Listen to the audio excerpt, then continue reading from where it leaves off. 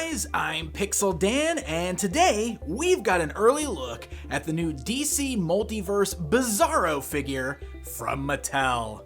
That's right, my friends, this new Bizarro action figure in the 6-inch Multiverse line is going to be an exclusive to Walgreens stores, so let's check it out.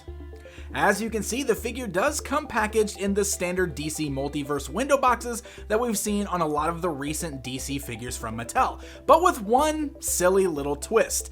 As you can see, Bizarro is packaged backwards. He's facing the wrong way. Obviously, this is meant to be a silly little Bizarro nod since Bizarro does everything opposite, and that's why he's facing the wrong way in the packaging. It's actually really funny and makes for a very unique look to the overall packaged presentation. The back of that box has an image of the figure within, gives you some stats on Bizarro, so let's go ahead and pull him out of that box and take a closer look at him.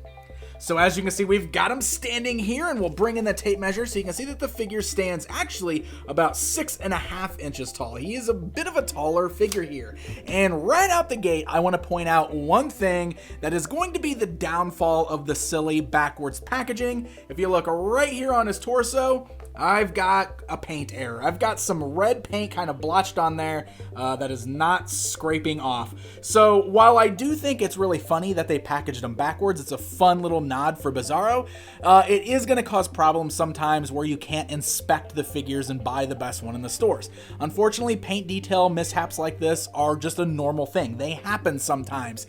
And when you're buying a figure in the stores, one of the perks is supposed to be that you can look them over and pick out the best looking one. And with Bizarro facing the wrong way, I didn't even know that this had a paint mishap until I opened him up and pulled him out of the box. So wanted to point that out right away. That is definitely the one negative there.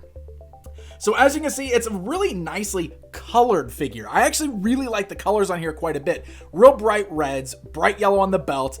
We've got the little Superman emblem. It's like a tampo that's on there. And it's backwards, of course, for Bizarro. But the blue is a really nice light blue. In fact, the colors on this are some colors that I would really love to see on a standard Superman figure in this lineup, because this right here has a very superpowers feel to it, does it not? With those bright colors, especially with that bright blue.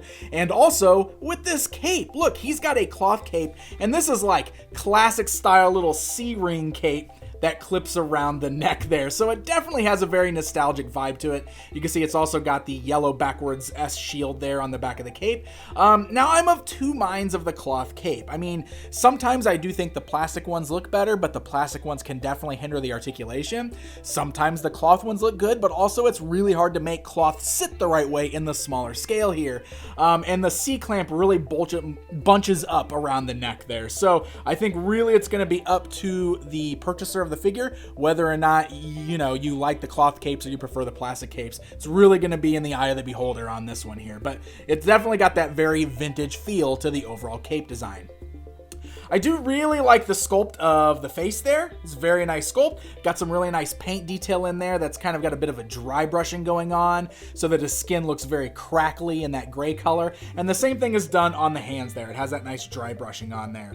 The overall sculpt is very nice, but I will say something about him feels a little too skinny for me, and I think it's the legs. The legs are really, really thin, and I don't know, when I think of characters like Superman and Bizarro, of course, I feel like they should be a little bit more bulked out, but that very well could just be personal opinion on my part. So let's talk about the articulation, because one thing that Mattel's done with the more recent DC Multiverse figures is really kind of upped the articulation amount on these figures. So the head is on a ball joint that allows it to look left and right, and I'm actually going to remove the cape for this part right here. You can move left and right. You can move slightly up and down. You can see you got a little bit of an up and down movement. Not quite enough. I wish there was a hinge joint in there so we can look upwards for the flying, especially because he's got some interchangeable hands that I'm going to show you in just a bit. He does have the nice ball-like hinge joints there at the shoulder, so they can go outwards, forwards, and backwards really nicely. Very tight as well.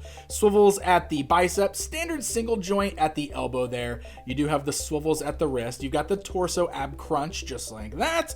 You can swivel them at the waist. You've got the hinge-like ball joints at the thighs there, so legs can go outwards, forwards, and backwards. You've also got the thigh cuts. You've got double joints in the knees, which is something that they've recently added, which is very nice. Nothing at the boot cut here, and I assume it's because of the way they styled his boots. Again, the lines are not very straight here. I've got some paint mishaps on the boot lines there. And then the ankles just move up and down. They don't rock side to side. So it's definitely a little bit better than what we've seen in the past, but I could still use a few extra articulation points, I think. Sometimes the lack of a boot cut makes it a little difficult to keep him standing because the boots are facing one specific way only, and with the lack of an ankle rocker there, that's definitely going to hinder the movement just a little bit. So I talked about those interchangeable hands. We do have the flying hands, and those are very easy just to pop out because they're ball joints. You can see it pops right out of the socket there, and in its place we can put in our flight hands. And this goes with what I was saying, where I wish he had that hinge joint in his neck so he can look more forwards if you're going to put him in a flying pose, because it's pretty nice because we can get a decent flying pose out of him, but he's looking down. We can't really make him look forwards. So that's always one of those problems with figures like this. A hinge joint would definitely come in handy with that extra little piece with those interchangeable hands. Now, he does have some really fun additional accessories, and I really think these next accessories are where the figure shines. So we're going to remove the cape here, and I'm going to bring in this awesome suit jacket with the sleeves ripped off, and you can see it's made of like a pliable plastic. So it's real easy to kind of bend around the figure, just kind of bend his arms back like this. You can put the little suit jacket on him there. And in addition to that, we've got a little purple tie that can go around his neck. And we've got a pair of glasses that fits over his face. That way we can get him in his alter ego, his secret identity, which is amazing because he's just wearing this stuff over his regular Bizarro Superman suit. And I think that is fantastic. This is definitely my preferred way to display this figure because it's so unique and so different. And it's a great way to really have a unique Bizarro action figure on your shelf. I think those are fantastic accessories and definitely help to plus this figure out. But if you do want to display him in the more Bizarro signature outfit here, it's really easy to remove this stuff. And we do have one more extra accessory, which is really great. Let me pop the cape back on here, because if you'd rather display him this way, you can also give him the little medal to wear around his neck that says Bizarro #1. Look at that. And actually, you probably want to put that on before the cape. Yeah, and then we can clip the cape above it. It's a little tricky because of that big bulky neck thing there, but there we go. And now we can pose him with his little medal, Bizarro #1. Pretty fun stuff. So there's some good stuff going on with this figure. I definitely have my nitpicks with it. The accessories are definitely the highlight here. So I do want to give a very special thanks to the folks at Mattel for providing this figure for an early review. Like I said, this will be showing up exclusive to Walgreens stores, I believe. So happy hunting, my friends. Hey guys, thank you so very much for watching this video. If you enjoyed it, hit that like button, leave me a comment, and don't forget to subscribe. Until next time, my friends.